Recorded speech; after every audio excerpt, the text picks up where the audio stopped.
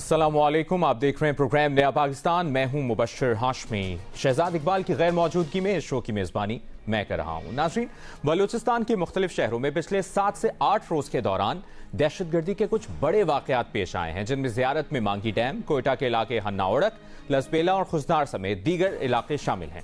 और दहशतगर्दों के इन हमलों में 70 से ज्यादा सिक्योरिटी एहलकार और शहरियों के शहीद होने की इतलात हैं, जिसके बाद सिक्योरिटी फोर्सेज ने भी बलूचिस्तान में जवाबी कार्रवाइयां तेज कर दी हैं। सिक्योरिटी जराये का कहना है कि मांगी डैम पुलिस स्टेशन पर दहशतगर्दाना वाक़े के तसलसल में पाक फौज, FC और बलूचिस्तान पुलिस का ऑपरेशन शाबान जारी है, जिसमें पिछले 24 घंटों के दौरान मजीद 17 खवारिज दहशतगर्द हलाक कर दिए गए हैं। सिक्योरिटी जराये के मुताबिक ऑपरेशन शाबान में हलाक दहशतगर्दों की मजमूई तादाद 43 हो गई है, जबकि सिक्योरिटी फोर्सेज की जानिब से फितनतुल खवारिज के 26 खवारिज को 6 और 7 जुलाई को पहले ही हलाक किया जा चुका है, जिसके बाद 5 जुलाई से जारी ऑपरेशन शाबान और दीगर इंटेलिजेंस बेस्ड ऑपरेशंस में मजमूई तौर पर 79 दहशतगर्द हलाक कर दिए गए हैं। सिक्योरिटी जराये के मुताबिक आज सुबह भी दहशतगर्दों ने खुजदार के इलाके में पुलिस स्टेशन पर हमले की कोशिश की, मगर यह हमला नाकाम बना दिया गया। वैसे तो बलूचिस्तान में दहशतगर्दी का सिलसिला कई साल से जारी है, मगर तशवीश की बात यह है कि अब बलूचिस्तान में इन हमलों में बलोच अस्करियत पसंदों, TTP और दाइश जैसी तंजीमों का एक खास पैटर्न नजर आ रहा है। 4-5 जुलाई को कोयटा के इलाके हन्ना ओड़क में दहशतगर्दों के हमले में 5 शहरी शहीद हुए, जबकि 6 जुलाई को जियारत के मांगी डैम की पुलिस चेक पोस्ट पर हमले में 30 पुलिस एहलकार शहीद हुए और इन दोनों हमलों की जिम्मेदारी TTP ने कबूल की। इसके अलावा बुध को लसबेला में सिक्योरिटी फोर्सेज के काफिले पर हमले में पाक फौज के GCO समेत 11 सिक्योरिटी एहलकार शहीद, जबकि 14 दहशतगर्द मारे गए।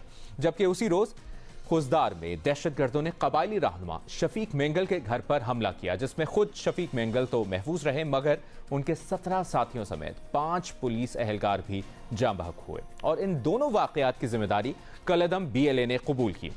इसके अलावा कल चागी में दहशतगर्दों ने सरकारी दफातर, पुलिस थाने और बैंक पर हमला किया, जबकि कल ही बलूचिस्तान के जिला मस्तोंग में क्रिकेट मैच के दौरान नामालूम अफराद की फायरिंग से 2 खिलाड़ी जान से गए और इन वाकयात की जिम्मेदारी दाइश ने कबूल की। यानी बलूचिस्तान में बैक वक्त मुख्तलिफ दहशतगर्द तंजीमों के हमले जारी हैं, जिससे निमटने के लिए सियासी और अस्करी क़यादत ने कल कोयटा में एपिक्स कमेटी के इजलास में फैसला किया कि आखिरी दहशतगर्द के खात्मे तक जंग जारी रहेगी। पॉलिटिकल लीडरशिप और मिलिट्री लीडरशिप का ये एक यकसुई के साथ फैसला है कि इंशाअल्लाह हमने मिलकर दहशतगर्दी का खात्मा करना है और ये जंग इंशाअल्लाह उस वक्त तक जारी रहेगी जब तक कि पाकिस्तान में आखिरी फसादी दहशतगर्द का खात्मा नहीं हो जाता। जबकि आज वज़ीर मुमलिकत बराए दाखिला तलाल चौधरी ने कहा है कि बलूचिस्तान के हालात पर सिक्योरिटी फोर्सेस के ऑपरेशंस के साथ सियासी हल भी जरूरी है। बलूचिस्तान में सिर्फ पैरामिलिट्री ऑपरेशंस और ताकत का इस्तेमाल काफी नहीं है, सूबों का किरदार भी अहम है। यानी जहां एक तरफ दहशतगर्दी से निमटने के लिए ताकत के इस्तेमाल और सियासी हिकमत अमली जरूरी है, वहीं सूबों की इंतजामी कारकर्दगी भी दहशतगर्दी से निमटने के लिए जरूरी है। अहम बात यह है कि कोयटा के नवाही इलाके हन्ना ओड़क में 5 जुलाई को होने वाले हमले के बाद से शहरियों का धरना जारी था, जिसे आज वज़ीर आला बलूचिस्तान सरफराज बुगटी के शुरका से मुज़ाकरात के बाद खत्म कर दिया गया, जबकि इस वाक़े में अगवा किए गए 11 अफराद भी बाजियाब हो गए हैं। मगर मांगी डैम हमले के 7 शहदा के लवाहिकीन का मैयतों के साथ कोयटा में कोयला फाटक के मकाम पर धरना अब भी जारी है, जबकि जियारत में भी डिप्टी कमिश्नर कॉम्प्लेक्स के बाहर मुतासरा खानदानों का धरना चौथे रोज में दाखिल हो गया है। दूसरी तरफ आज़ाद कश्मीर में कलअदम जॉइंट अवामी एक्शन कमेटी के 1 माह से जारी धरने ने अमन अमान पैदा कर रखी है, जहां आज़ाद कश्मीर कानून साज असम्बली की 45 नशिस्तों पर 27 जुलाई को आम इंतखाबात होने हैं, मगर कल JAAC ने हुकूमत को 14 जुलाई की शाम तक डेडलाइन दे दी है और ऐलान किया है कि अगर 14 जुलाई तक चार्टर ऑफ डिमांड पर अमल दरामद न हुआ तो 15 जुलाई को वो मुजफ्फराबाद की जानिब मार्च करेंगे। हुकूमत इस सूरत हाल से निमटने के लिए क्या हिकमत अमली इख्तियार कर रही है, इन दोनों अहम मामलात पर बात करेंगे। वज़ीर आज़म के मुशीर बराए सियासी उमूर सेनेटर राना सनाउल्लाह साहब ने हमें ज्वाइन किया है। राना साहब, बहुत बहुत शुक्रिया आपके वक्त के लिए। सबसे पहले आपसे ये जानना चाहेंगे, थैंक यू। पिछले 7 से 8 रोज के दौरान बलूचिस्तान के 6 इलाकों में दहशतगर्दी के मुतादिद बड़े वाकयात पेश आए हैं, जिनमें जियारत, कोयटा के इलाके, हन्ना ओड़क, लसबेला और खुशदार समेत दीगर इलाके शामिल हैं। कहा जा रहा है कि इन हमलों में 70 से ज्यादा सिक्योरिटी एहलकार और शहरी शहीद हो चुके हैं। और दूसरी तरफ तवील अरसे से बलूचिस्तान में सिक्योरिटी ऑपरेशन भी जारी हैं, जिनमें बड़ी तादाद में दहशतगर्द भी मारे जा रहे हैं। मगर राना साहब, ऐसा लगता है कि मसला हल होने के बजाय मजीद बढ़ता जा रहा है। आपकी क्या राय है? देखें, इसको जो मसले के तौर पे लिया जा रहा है, यही बुनियादी तौर पे जो है ये बात जो है मैं उससे मुत्फिक नहीं हूँ। देखें, ये कोई अमन व अमान का मसला नहीं है और ना ही ये सिंपल दहशतगर्दी के वाक़यात हैं। ये हमारे दुश्मन हमसाया मुल्क ने जो है वो हमारे ऊपर एक जंगी कैफियत जो है वो मुसल्लत की है। मार का हक़ में बुरी तरह से ज़लीलो रुस्वा होने के बाद और नाकाम होने के बाद, और उसके बाद जो पाकिस्तान को बैनुल अक़वामी सफारतकारी में जो इज़्ज़त, जो मकाम मिला है, उससे बुग़्ज़ और अनाद महसूस करते हुए पाकिस्तान को ऐसी सूरत हाल से दो चार करने के लिए कि पाकिस्तान जो है वो दुनिया में जो उसका तशख़्ख़ुस बना है कि वो एक अमन कायम करने वाला, पूरी दुनिया को अमन जो है वो देने वाला मुल्क जो है वो बन चुका है, उसे इस नज़र से पूरी दुनिया जो है वो तहसीन की नज़र से देख रही है।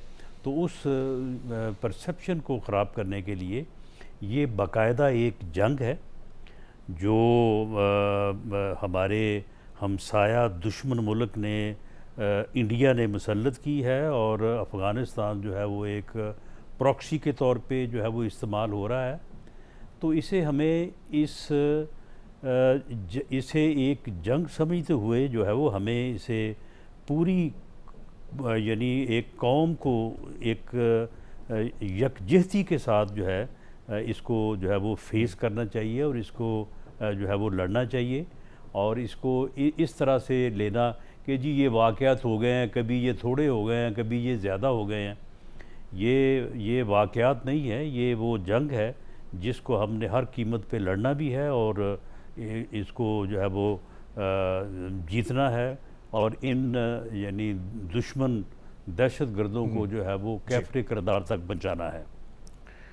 और इस सिलसिले में जो ऑपरेशन इस वक्त पाक फ़ौज ने और एफसी रेंजर्स और पुलिस ने जो है वो मुश्तरका तौर पे शुरू हुआ है, तो इंशाअल्लाह ताला इन दुश्मन दहशतगर्द तंजीम और लोगों को जो है वो ढूंढ के इंशाअल्लाह ताला जहन्नम वासिल किया जाएगा और पूरे इलाके को क्लियर किया जाएगा।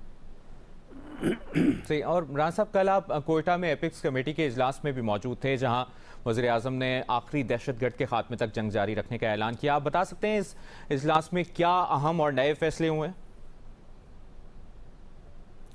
देखें, अहम फैसलों की डिटेल तो शेयर जो है या ऑन एयर नहीं की जा सकती, लेकिन ये जो है वो अस्करी और सियासी क़यादत जो कल उस मीटिंग में मौजूद थी, तो उसमें ये रिज़ॉल्व है दोनों अस्करी और सियासी क़यादत का कि ये एक दुश्मन मुल्क की तरफ से एक जो है वो एक ऐसी यानी जो है वो जंग पाकिस्तान के ख़िलाफ़ जो है वो मुसल्लत की गई है, जिसको हमने हर कीमत पे लड़ना भी है और इसमें जो है वो कामयाबी होना। ये कोई अमन व अमान की सूरत हाल नहीं है और ना ही इनको सिर्फ़ वाक़यात के तौर पे जो है वो लिया जा सकता है। ये एक गुरीला टाइप यानी है कि लोग वहाँ पे सैकड़ों मील इलाका ऐसा है जो गैर आबाद है और पहाड़ी सिलसिला है, संग लाख पहाड़ी सिलसिला है, और वही सिलसिला जो है वो फिर हमसाया मुल्क अफ़गानिस्तान में भी दाखिल हो जाता है। ये लोग क्योंकि अफ़गानिस्तान की सरज़मीन जो है वो मुसलसल जो है वो पाकिस्तान में ये दहशतगर्दी की कार्रवाइयाँ करने के लिए जो है वो इस्तेमाल हो रही है, तो ये वहाँ से जो है वो सारी ट्रेनिंग वगैरह हासिल करके तैयारी करके जो है वो पाकिस्तान में दाखिल होते हैं और किसी एक जगह को टारगेट करके जो है वो वहाँ पे है ये जो है वो अपना हमला करते हैं। तो इसमें जो नुकसान हुआ है तो उसके अजाले के लिए या उसको इन दहशतगर्दों को जो है वो करार वाकई सज़ा देने के लिए जो है वो जो ऑपरेशन शुरू किया गया है, ठीक, तो उसमें काफ़ी बड़ी तादाद में जो है वो दहशतगर्दों को जहन्नम वासिल किया जा चुका है और पूरे इलाके में जहाँ जहाँ अच्छा राना साहब, यही बात और यकीनन ये तो ज़रूरी है कि उस इलाके में जो है वो ऑपरेशन जो रियासत के खिलाफ हथियार उठाए या शहरियों को कत्ल करे, यकीनन उससे सख्ती से निपटा जाए। मगर क्या मसला सिर्फ फौजी ताकत से हल हो सकता है? आज वज़ीर मुमलिकत बराए दाखिला तलाल चौधरी ने कहा कि सिर्फ ऑपरेशंस और ताकत का इस्तेमाल काफ़ी नहीं है, सियासी हल भी ज़रूरी है। एक तो आपसे बुनियादी सवाल कि सियासी हल किस तरह से निकाला जा सकता है और इस मसले का सियासी हल निकालने की जिम्मेदारी किसकी? देखिए, इस मसले का सियासत से कोई ताल्लुक नहीं है। ये BLA जो है या ये TTP है या ये फितना हिंद और फितना ख्वारिज है, इनका तो कोई सियासी मुतालबा नहीं है, इनका किसी सियासत से कोई ताल्लुक नहीं है, इनका तो कोई ऐसा ना मुतालबा है ना इनका कोई वहाँ पे डेवलपमेंट से मुतल्लक कोई इनका जो है वो डिमांड है, बल्कि ये तो डेवलपमेंट के ख़िलाफ़ हैं। ये जो मंगी डैम के ऊपर जो चौकी थी, जो उस डैम की हिफाजत के लिए ज़ियारत में जो है वो कायम थी, तो वो किस लिए थी? वो उस डैम के ऊपर जो इलेक्ट्रिसिटी जो है वो पैदा होती है और वो इसी इलाके के जो है वो बलूचिस्तान में जो है वो लोगों को जो है वो मुहैया की जाती है। तो ये तो उस यानी डैम को जो है वो तबाह करने की और उस पूरे इलाके को अंधेरों के सुपुर्द करने के लिए इन्होंने जो है ये कार्रवाई की है। तो इस मसले में ना कोई डेवलपमेंट इन्वॉल्व है, ना कोई उनका कोई ये मुतालबा है कि यहाँ पे कोई सड़क बनाई जाए, कोई डैम बनाया जाए, कोई ब्रिज बनाया जाए, बल्कि वो तो इन चीज़ों के ख़िलाफ़ हैं। वो तो कोई जो डेवलपमेंट के प्रोजेक्ट्स हैं उनको वहाँ पे वो निशाना बना रहे हैं। और इसी तरह से तलाल चौधरी साहब का फिर ज़ाती बयान समझा जाए, वो पाकिस्तान के वजूद के दुश्मन है, क्योंकि वो वज़ीर मुमलिकत बराए दाखिला हैं। मैं तलाल चौधरी साहब से रिलेटेड बात कर रहा हूँ कि फिर ये तलाल चौधरी साहब का ज़ाती बयान समझा जाए, क्योंकि वो वज़ीर मुमलिकत बराए दाखिला हैं और यकीनन अगर उन्होंने ये बात की है कि सिर्फ ऑपरेशंस और ताकत का इस्तेमाल काफ़ी नहीं है, सियासी हल भी ज़रूरी है, तो ये हुकूमत का मौक़िफ़ नहीं है कि इस पर सियासी हल निकाला जाएगा। नहीं देखें, वहाँ पे जो सियासी इश्यूज़ हैं उनका बिल्कुल सियासी तौर पे उनका हल होना चाहिए और उन लोगों को जो सियासी तौर पे जिनकी डिमांड्स हैं, अगर किसी की डिमांड वहाँ पे डेवलपमेंट की है या किसी की डिमांड वहाँ पे सड़क की है, डैम की है, वहाँ पे यूनिवर्सिटी की है, स्कूल की है, वो बिल्कुल पूरी होनी चाहिए। और पॉलिटिकली भी अगर वहाँ पे किसी किस्म की जो है वो रिफॉर्मेशन की जो है डिमांड है, उसको भी जो है वो एड्रेस होना चाहिए। लेकिन इस जंग का, इस दहशतगर्दी का कोई सियासत से तल्लुक़ नहीं है, कोई डेवलपमेंट से तल्लुक़ नहीं है। यानी बलूचिस्तान में पॉलिटिकल इशू है, बलूचिस्तान में पसमानदगी भी है, लेकिन पसमानदगी और जो वहाँ पे पॉलिटिकल इशू है, ये दहशतगर्दी जो है उसकी वजह से नहीं है। इन दोनों को आपस में लिंक नहीं बल्कि इनको डी लिंक जो है वो समझा और किया जाना चाहिए, और ना ही इनका आपस में कोई लिंक है। BLA और TTP का कोई सियासी मुतालबा नहीं है और ना ही कोई डेवलपमेंट का मुतालबा है, वो वहाँ के लोगों का है। वो जो है वो उनके साथ बैठ के वो उन इश्यूज़ के ऊपर बिल्कुल काम होना चाहिए। ठीक है। और कल वज़ीर आज़म ने भी कहा कि इन तमाम वाक़यात के पीछे हमारा मशरकी हमसाया है। यकीनन वो भारत की तरफ इशारा कर रहे थे। आपने भी एक इंटरव्यू में कहा कि भारतीय खुफिया एजेंसी रॉ ने तालिबान, दाइश और बलोच अस्करियत पसंदों को साथ मिला दिया है। हालिया दहशतगर्द कार्रवाइयों से ये दावा दुरुस्त भी नजर आता है, मगर राणा साहब सवाल फिर ये है कि हम भारत को पाकिस्तान में दहशतगर्द हमले करवाने से रोकने के लिए क्या कर रहे हैं, क्या अमली इक़दाम हो रहे हैं? देखिए, इसकी दो ही सूरतें हो सकती हैं। एक सूरत तो ये है कि हम अपना दिफा करें और एक दिफाई हिकमत अमली के तहत जो है वो हम इस जंग को जो है वो लड़ें और इसमें जो है वो कामयाबी हासिल करें। दूसरी इसमें जो है वो हिकमत अमली ये हो सकती है कि वो सरज़मीन जो हमारे ख़िलाफ़ इन दहशतगर्द कार्रवाइयों के लिए या इस जंग को मुसल्लत करने के लिए जो है वो इस्तेमाल हो रही है, वहाँ पे जो इनकी कमीन गाहें हैं, जो इनके ट्रेनिंग कैंप्स हैं, या जहाँ से ये सारा ये जो है वो यानी तैयारी करके हमलावर होते हैं, तो वहाँ पे इनको जाके जो है वो निशाना बनाया जाए। उसके ऊपर भी अमल हो रहा है काफ़ी हद तक, लेकिन शायद उसमें अभी और ज़्यादा जो है वो गुंजाइश मौजूद है। उसके ऊपर भी हमारी अस्करी क़यादत जो है वो फ़ैसला करेगी।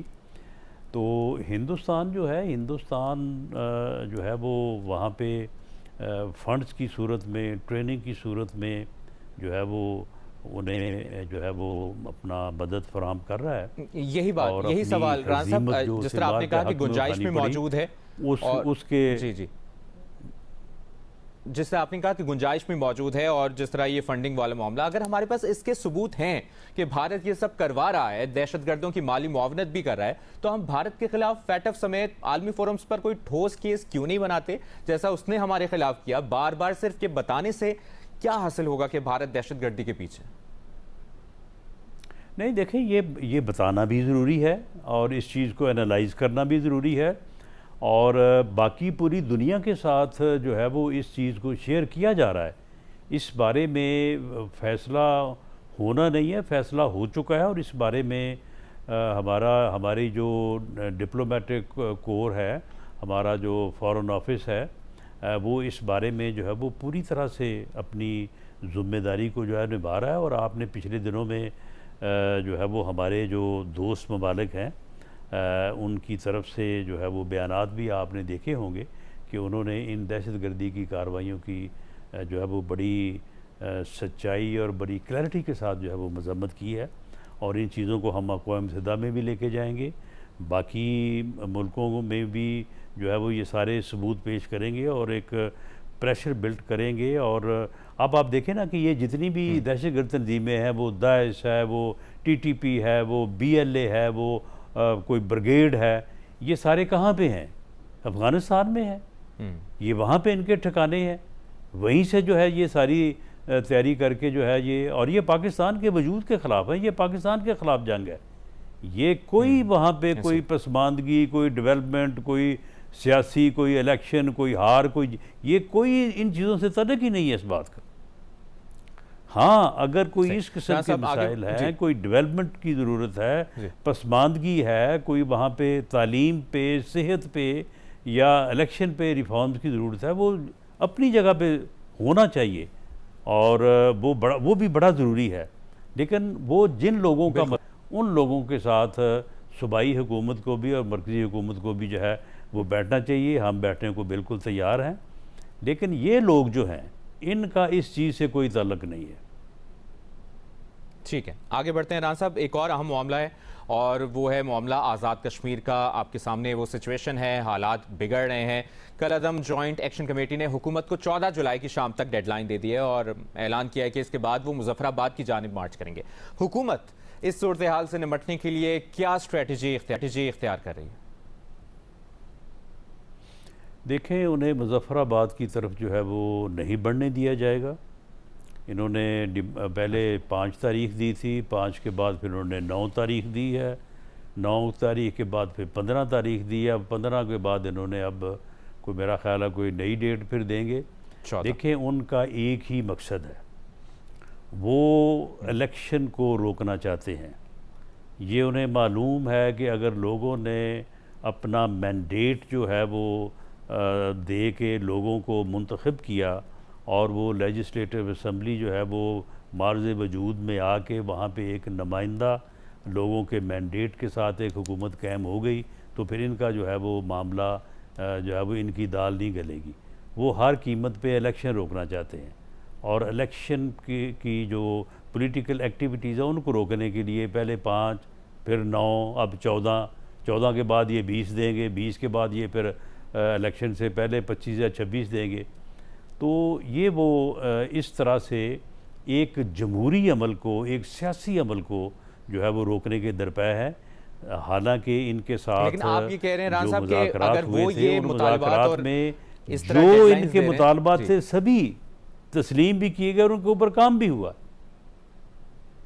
सही। और जो आप उनकी डेडलाइंस की बात करें, आप ये कह रहे हैं कि हर हाल में, हर कीमत में इलेक्शन आज़ाद कश्मीर में टाइम पर होंगे, अपने दिन पर होंगे 25 जुलाई को।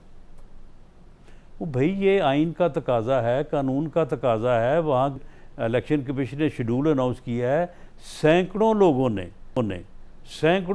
ने जो है वो वहाँ पे कागजात जमा करवाए हैं और मासवाए उस जगह की जहाँ पे ये रावला डैम के सिटी के एरिए में बैठे हैं, उसके अलावा जो है वो लोग इलेक्शन कैंपेन कर रहे हैं, लोग इलेक्शन लड़ रहे हैं।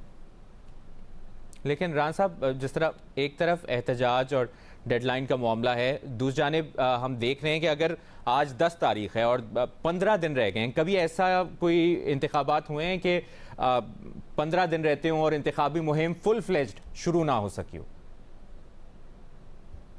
इंतखाबी मुहिम जो है वो फुल फ्लैश शुरू है और उस सिलसिले में कैंडिडेट जो हैं वो अपने वोटर्स के साथ राब्ता कर रहे हैं। और आप ये देखेंगे कि टर्न आउट जो है ना वो वही इस बात का फैसला करेगा ना कि लोगों की क्या दिलचस्पी है।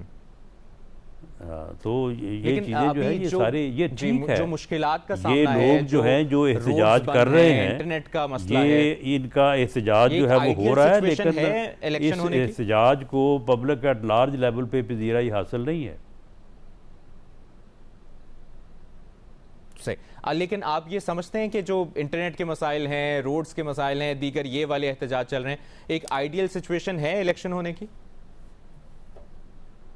जी हाँ, ये आप बात कह सकते हैं कि सिक्योरिटी मेजर्स को लेते हुए ये जो कुछ इकदामात जो हैं वो लॉ इन्फोर्सिंग एजेंसीज़ ने और हुकूमत आज़ाद कश्मीर ने किए हैं, उनकी वजह से आपको ऐसे महसूस हो रहा है कि शायद पॉलिटिकल एक्टिविटी जो है वो अपने फुल स्विंग पे नहीं है।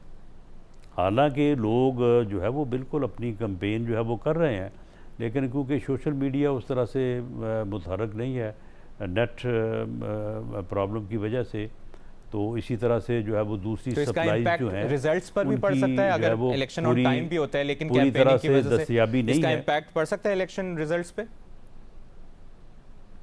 नहीं, इसमें जो है वो हुकूमत जो है वो कोशिश कर रही है और होपफुली आइंदा दोज में जो है वो ये चीज़ें जो है वो इनको पूरी तरह से, क्योंकि ये पहले इनका 5 तारीख था तो उसके बाद फिर 9 कर दिया, तो उसके पेश नज़र को जो हिफाजती और प्रिकॉशनरी मेजर्स जो है वो लिए गए थे, तो उसकी वजह से इसमें तअत्तुल रहा। तो अब हमें समझ आ गई है कि ये तो 5 के बाद 9, 9 के बाद 14, 14 के बाद ये 20 होगा। तो अब इन चीज़ों को जो है वो मयस्सर जो है वो दस्तयाब किया जाएगा और ये फिर पॉलिटिकल एक्टिविटीज़ और इलेक्शन एक्टिविटीज़ जो है वो काफ़ी बेहतर अंदाज से जो है वो राना शुरू साहब, हो ये जो सकेंगी। मुजाहिरीन हैं, जो कलअदम JAAC के रहनुमा हैं, उनके टोन में हमने कुछ नरमी भी देखी है। माजी में उनके बयानात काफ़ी सख्त थे, लेकिन उन्होंने कल भी ये एतराफ़ किया है कि JAAC का प्लेटफॉर्म मिसयूज़ हुआ है और उन्होंने एतराफ़ किया है कि जलसों धरनों में कुछ गैर जिम्मेदाराना बयानात दिए गए। इस कमेटी ने मौलाना फजलुर रहमान की सालिसी को भी वेलकम किया है, लेकिन आप लोगों की तरफ से, वफाकी हुकूमत की तरफ से इस पर कोई ख़ास रद्द अमल नहीं आया। आपको नहीं लगता कि अब सख्ती के बजाय मुजाहिरीन के साथ बैठकर कोई हल निकाला जा सकता है? नहीं, देखें, हमने इनको ये निशानदही जिसको वो अब ख़ुद तस्लीम कर रहे हैं, हमने तो जब इनके साथ मुज़ाकरात में हम बैठे थे इनके साथ 30 मई को, तो हमने तो उस वक्त भी इनको कहा था कि देखें आपको मिसयूज़ किया जाएगा, आपको जो है वो एक ऐसी सूरत हाल से दो चार कर दिया जाएगा कि जहाँ पे आपको जो है वो ये न सिर्फ अंदरूनी बल्कि बैरूनी क़ुव्वतें जो है वो आपको एक्सप्लॉइट करेंगी।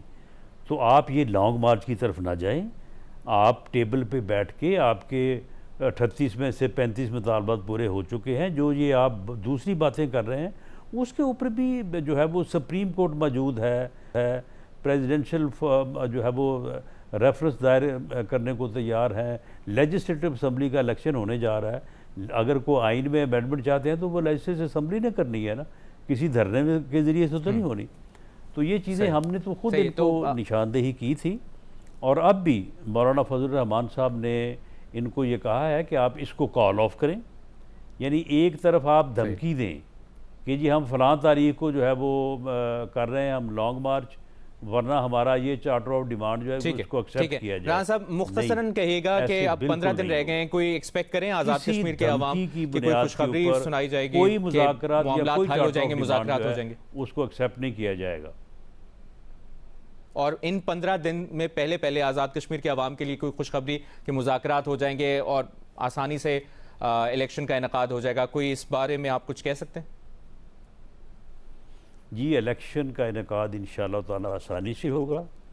लॉ इन्फोर्सिंग एजेंसी पूरी तरह से लोगों को इलेक्शन कैंपेन करने या अपना वोट के इस्तेमाल करने की जो है वो आप लोगों के उनसे मुज़ाकरात होते हैं या नहीं होते? इलेक्शन ऑन टाइम पे हो? इनसे देखें इस बुनियाद के ऊपर कि जी ये 5 तारीख है, 9 तारीख है, 15 तारीख है, 20, इस बुनियाद पे मुज़ाकरात नहीं होंगे। वो इसको कॉल ऑफ करें। बहुत बहुत शुक्रिया आपका से मौलाना फजल रहमान साहब, बहुत बहुत शुक्रिया आपका राना सनाउल्लाह साहब, वज़ीर आज़म के मुशीर बराए सियासी उमूर, अपने प्रोग्राम में वक्त दिया। एक ब्रेक लेते हैं, ब्रेक के बाद एक और अहम इशू पर बात करेंगे, हमारे साथ रहिए।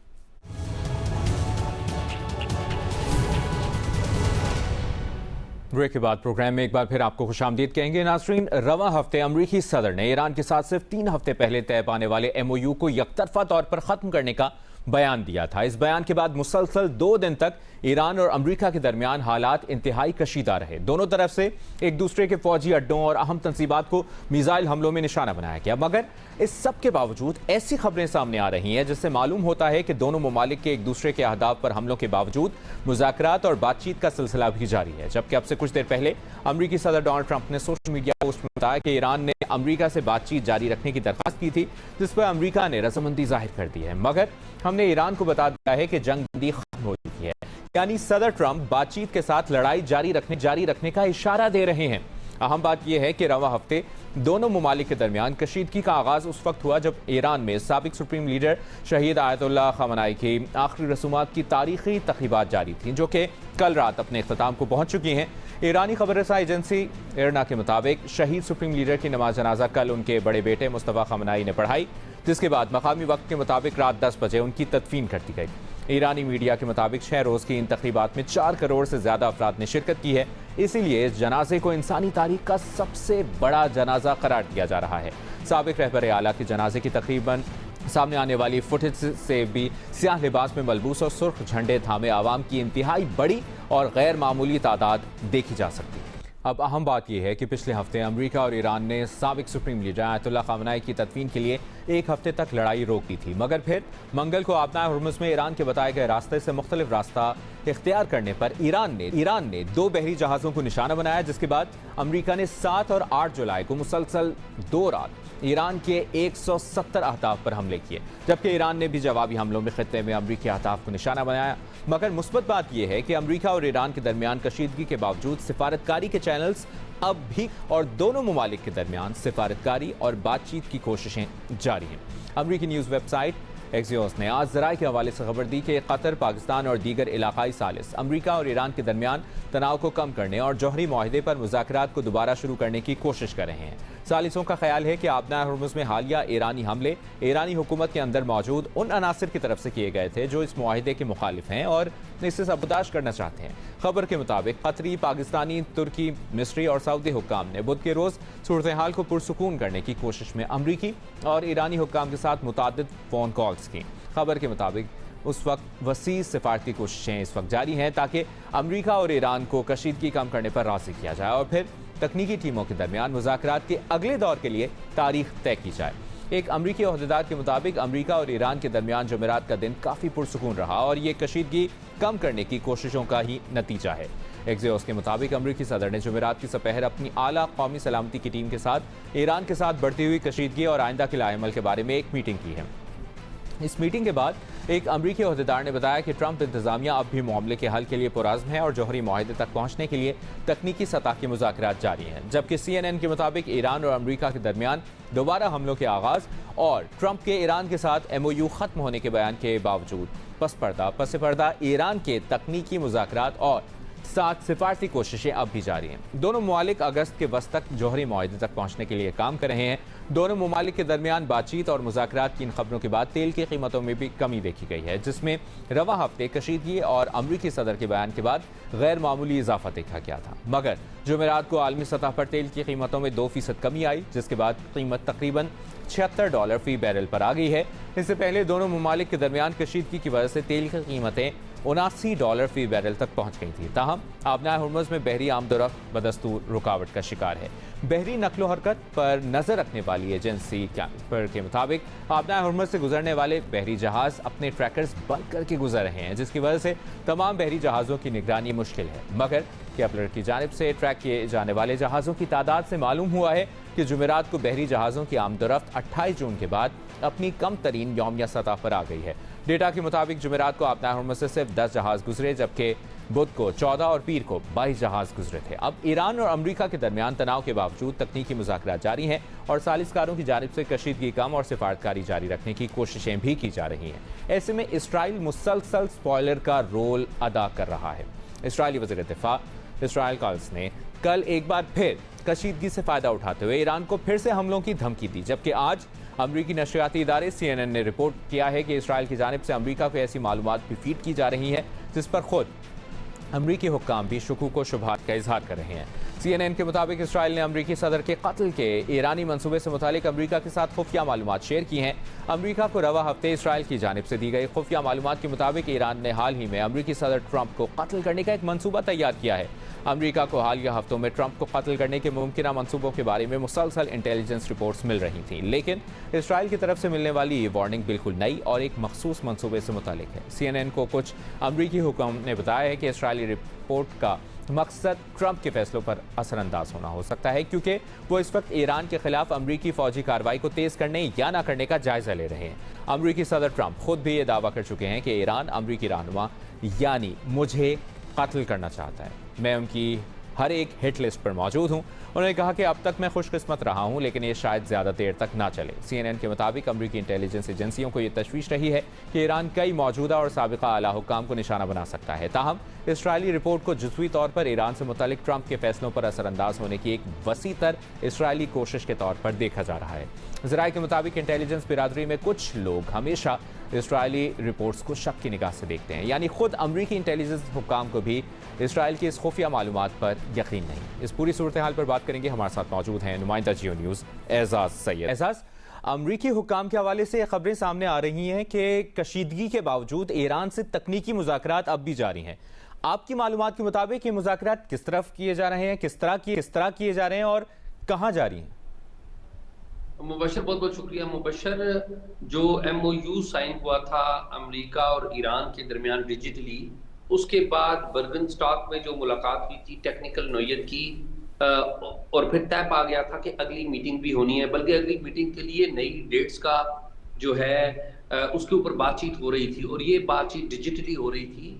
जो फ्रीकैन हैं ईरान और अमेरिका, पाकिस्तान और कतर की मेज़बानी में और कोऑर्डिनेशन में आपस में राब्ते में हैं, और इस हवाले से मुतअद्दिद कॉल्स का जो तबादला है वो भी वक्तन फवक्तन हो रहा है। बावजूद इसके कि अमेरिकी सदर डोनाल्ड ट्रंप ने ये बयान दिया था कि वो समझते हैं कि सब कुछ खत्म हो गया, लेकिन एट दैट टाइम भी हमने रिपोर्ट किया था कि ये मामला खत्म होने का नहीं है।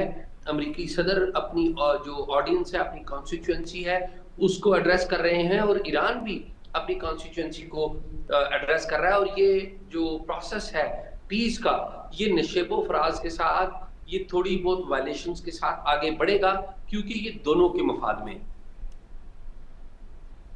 से। और एजाज, पिछले हफ्ते ये खबरें सामने आई थी कि मुमकिना तौर पर इस्लामाबाद में 11 जुलाई को ईरान और अमेरिका के दरमियान तकनीकी मुज़ाकरात होने हैं, मगर अब सूरत हाल आपके सामने है। सूरत हाल में भी क्या इस्लामाबाद में जो कि कल तकनीकी मुज़ाकरात की उम्मीद की जा रही थी वो अब भी बरकरार है?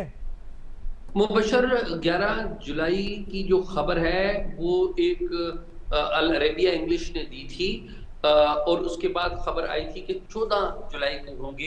ये दोनों तारीखें फाइनल नहीं हुई थी। अभी भी जो हमारी इतलात हैं कि 15 से 25 तक दोबारा मुज़ाकरात रखने की, इस्लामाबाद में तकनीकी जो मुज़ाकरात हैं उनकी डेट रखने के लिए कोशिशें की जा रही हैं, लेकिन अभी तक कुछ फाइनल नहीं है। चीज़ें काफ़ी फ्लूइड हैं। आपको पता है कि अमेरिकी सदर ट्रंप एक बयान देते हैं और सारा मंजरनामा आगे पीछे हो जाता है। तो जो चीज़ें हैं दोनों तरफ वो काफ़ी फ्लूइड हैं। एक अहम मामला ये था कि 11 तारीख की मुज़ाकरात इसलिए नहीं हो सकते थे कि 10 तारीख को आपको पता है कि 9 तारीख को जो सुप्रीम इनके जो लीडर थे उनकी आखिरी जो रसूमात थी, उनके फौरी बाद ये मुमकिन नहीं था। तो यही की जा रही है कि 15 से 25 जुलाई के दौरान किसी वक्त दोनों मुल्कों के दरमियान तकनीकी नोयत के मुज़ाकरात होंगे। ओके। ईरान और अमेरिका के दरमियान एजाज इस पूरी जंगबंदी और MOU पर दस्तखत होने के बाद भी हमें एक पैटर्न नजर आ रहा है कि पाकिस्तान समेत दीगर सालिसकार दोनों ममालिक के दरमियान मुज़ाकरात कराते हैं और वक्ती तौर पर दोनों ममालिक कशीदगी कम करने पर भी रजामंद हो जाते हैं, मगर फिर कुछ ही दिनों बाद फिर से कशीदगी शुरू हो जाती है। ऐसी सूरत हाल में खित्ते में देरपा अमन कैसे मुमकिन होगा और क्या ये सिलसिला इसी तरह जारी रहेगा? देखिए, 28 फरवरी से पहले की जो सूरत हाल है वो मुख्तलिफ है, और 28 फरवरी के बाद एक नया मिडल ईस्ट और एक नई दुनिया हम देख रहे हैं। ये बिल्कुल ऐसा ही है कि जब 9/11 हुआ था तो उसके बाद अमेरिका कहा करता था कि अब 9/11 के बाद एक नई दुनिया है।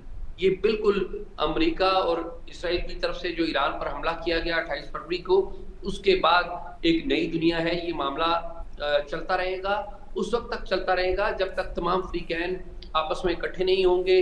इस वक्त पाकिस्तान ने अपनी कोशिशों से अमेरिका और ईरान को इकट्ठा कर दिया है, MOU साइन करवा दिया है, कतर ने और बाकी ममालिक ने भी साथ दिया है। लेकिन इसमें हम एक बात भूल रहे हैं कि इसमें एक कलीदी किरदार जो कि स्पॉइलर का किरदार भी अदा करता रहा है, वो इजराइल है। तो इजराइल की जो सारी जिम्मेदारी है वो अमेरिका पर सौंप दी गई है, और इजराइल की जो जिम्मेदारी अमेरिका पर सौंपे जाना भी एक क्वेश्चन है। ये आज नहीं तो कल किसी टाइम पे ये तमाम फ्रीकैन यानी कि ईरान, इजराइल और अमेरिका, इनको इकट्ठे बैठ के ये मामला तय करने पड़ेंगे। ठीक है, बहुत बहुत शुक्रिया आपका एजाज सैयद, आपने प्रोग्राम में वक्त दिया। नाज़रीन, प्रोग्राम नया पाकिस्तान, अपना ख्याल रखिएगा, इजाज़त दीजिए, अल्लाह हाफ़िज़।